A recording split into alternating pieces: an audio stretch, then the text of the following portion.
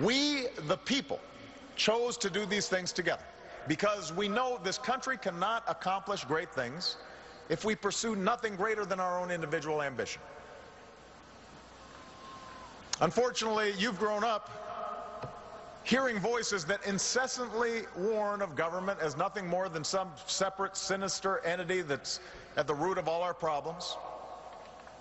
Some of these same voices also do their best to gum up the works. They'll warn that tyranny is always lurking just around the corner. You should reject these voices.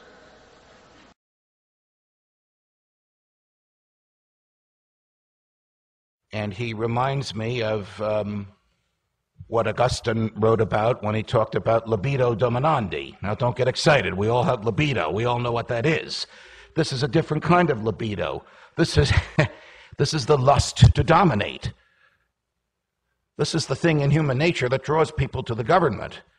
Regrettably, there are far too few Ron Pauls in the government and far too many people that suffer from this libido dominandi, this urge to dominate. Charlotte, the news of the day isn't good. The era of greed and irresponsibility on Wall Street and in Washington has led us to a perilous moment.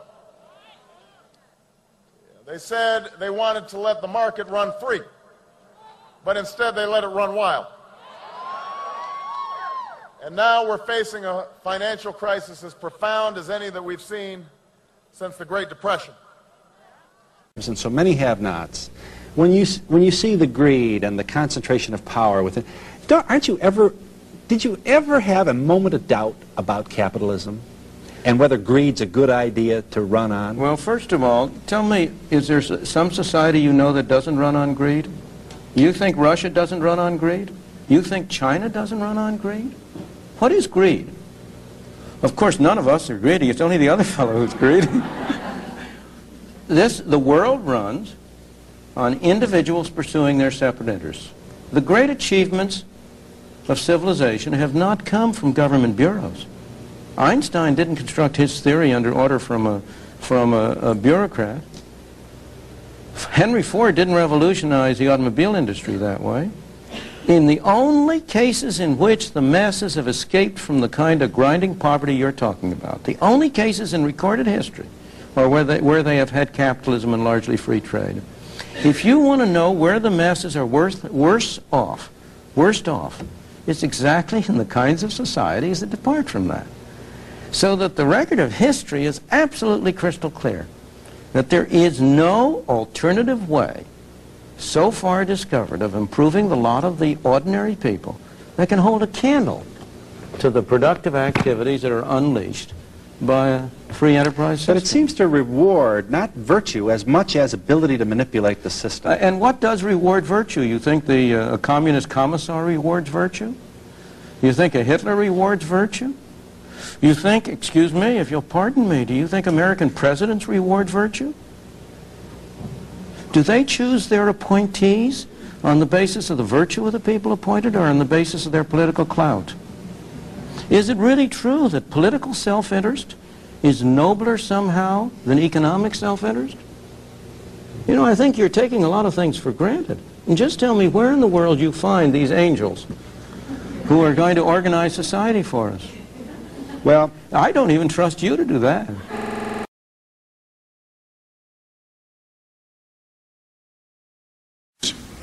I think you all know that I've always felt the 9 most terrifying words in the English language are, I'm from the government and I'm here to help.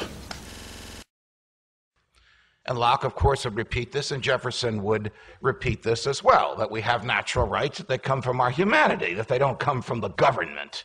At least those were the arguments that were made by these wonderful people who advanced this argument of the natural law. When we were a colony, when we were colonies, and the king and the parliament had wanted to raise money, they had ingenious ways of doing so. One of the most offensive was the Stamp Act. Parliament enacted a law that required every piece of paper in your home, every book, every pamphlet, every legal document, even a poster you were going to nail to a tree, have the king's image on it. You think it's rough going to the post office today? You had to go to a foreign post office and buy an image of the king.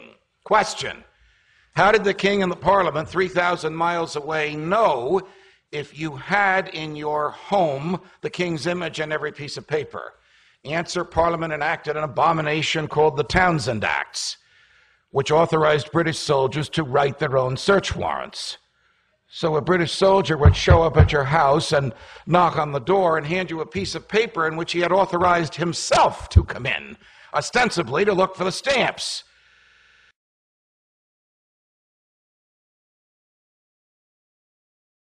Do you favor executive privilege, or should Karl Rove and others in that like position be forced to testify before the House or Senate? Well, I think we'll determine over the next several weeks how this administration responds to the very appropriate call by Patrick Leahy, the chairman of the Judiciary Committee, to have these individuals come in and testify. There's been a tendency on the part of this administration to try to hide behind executive privilege every time there's something a little shaky that's taking place. And Seeing if we can get an assault weapons ban reintroduced.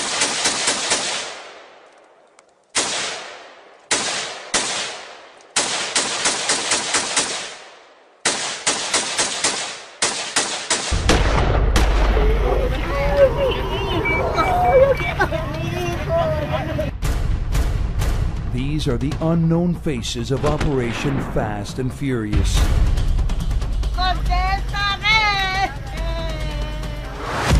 Iban corriendo pero ¿para dónde salían?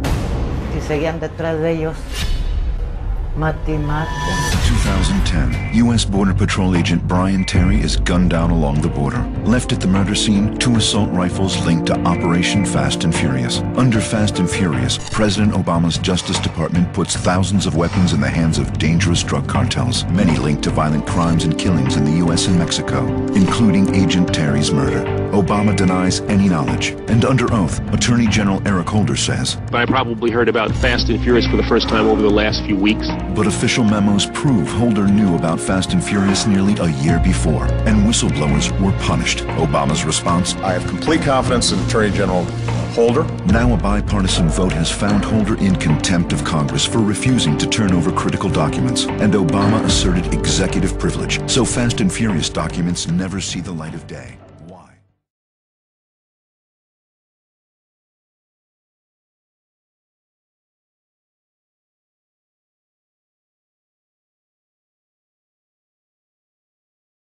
And personal liberties. Let's take it to the judge. Fox News senior judicial analyst, Judge Andrew Napolitano. Is it a little bit of both? Well, I think it probably is a little bit of both. Look, there's 2 ways that the FBI can capture keystrokes on a computer. One is by calling the internet service provider and asking for a favor, basically persuading the internet service provider to let them tap in. Nobody will know about it, and the government will give you immunity if the person whose keystrokes we capture finds out you let us do that. This is what happened in the Bush administration until our colleagues in the media revealed this, and then the government stopped. The other way the FBI can get information is by going to a judge, presenting evidence of probable cause of crime. This is what the Fourth Amendment requires, getting an order from the judge. Both ways require the cooperation of the internet provider. In the first way, the provider has to say, all right, we'll let you in, we'll look the other way. In the second way, the provider has to come on over and we'll let you in. Both ways require the input of the service provider to connect the FBI to the internet, which the FBI says it can't do on its own. Now, what does the FBI want?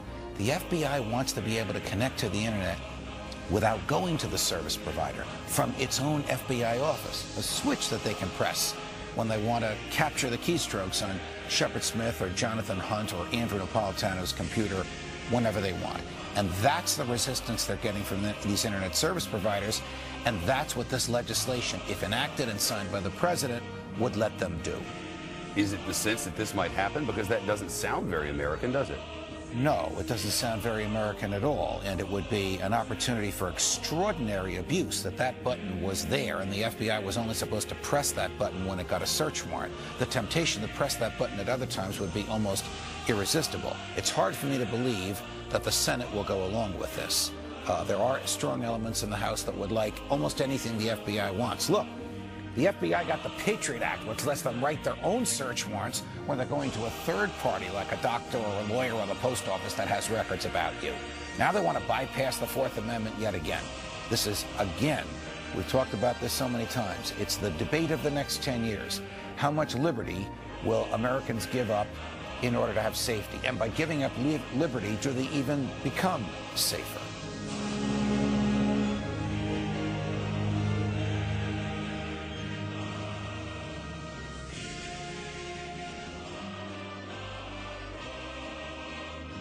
Invited the Department of Justice to appear on the program, but officials declined.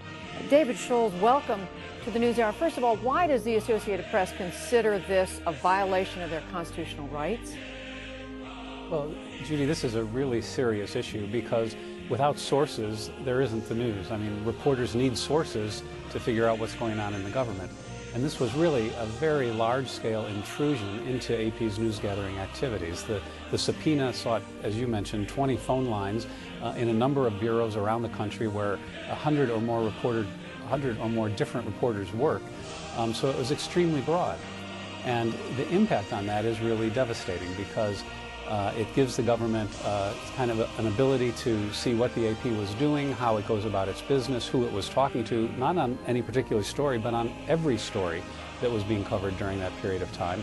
And it's really just overreaching in a fundamental way that has an adverse impact on the press. We heard the Attorney General, though, say, he said this was a leak of classified information. He said it was one of the most serious he's ever seen, and the damage it did to U.S. national security.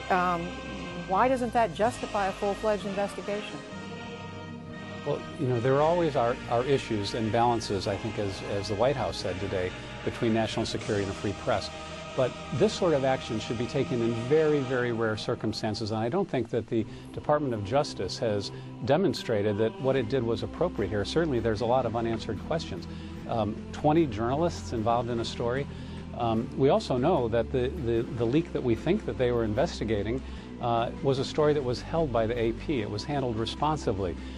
When they understood the government had concerns about the timing of the story, it wasn't broadcast or released by the AP. So there was a responsible effort by the press here. Now whether the government has a right to go after classified information, it does, but bear in mind, if the government can get from the press anytime it wants to information about who its sources are, pretty soon the only thing we're ever going to know about the government is what the government wants to tell us. This just really is not how things work, and it is a tremendous...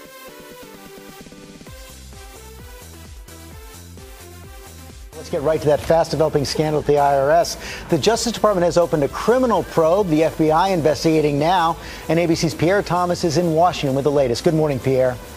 Good morning, George. Today, the FBI is launching a team to investigate the IRS. And what began as a political scandal has taken a serious turn that could land IRS officials in jail for possibly violating the civil rights of taxpayers. Overnight, the IRS acknowledged some of its actions were inappropriate, but said it never intended to hide the issue, that some agents were targeting Tea Party members and other conservative groups for years. That statement is not stopping a widening probe. In a surprise move, Attorney General Eric Holder revealed he's already launched a criminal investigation. The FBI is coordinating with the Justice Department to see if any laws were broken. I think, as everyone can agree, if not criminal, they were certainly outrageous and unacceptable. A criminal probe means IRS officials in Cincinnati, California, and Washington, D.C. now face FBI agents showing up at their offices to interrogate them. Their telephone records and emails could be subpoenaed. That's going to change, I think, probably the day-to-day working of a lot of people at the IRS. The new Inspector General's report, released late Tuesday, blasts the IRS for unfairly targeting conservative groups concerning their tax-exempt status. The report suggests a lack of oversight at the highest levels of the IRS, calling some employees ignorant of tax laws. Overnight, President Obama said he read the report, issuing a statement calling the IRS actions intolerable and inexcusable. Meantime, on Capitol Hill, outrage. This looks like a blatant abuse of power on the part of the IRS, and it suggests to me that there's a culture of rottenness. But some in the GOP don't trust Holder to investigate. They want a special counsel to pursue this case, George. They are holding those hearings on Friday. Okay, Pierre, thanks very much.